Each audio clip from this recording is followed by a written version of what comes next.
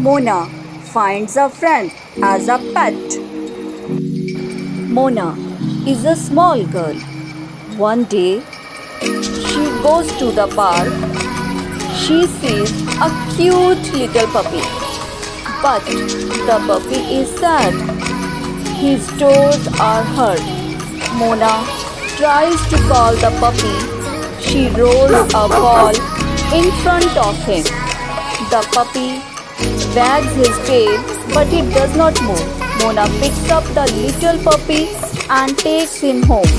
Her mother sees the poor puppy. She gives him milk, then she washes her toes. She goes inside the room to bring medicines. She looks after the puppy for many days. They call him Chubru. After 1 week, he becomes healthy. He starts running around. Mona is very happy to have Chubru. Mother loves him too.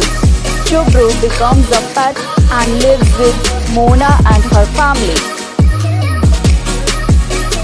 So, dear friends, we should always help the animals.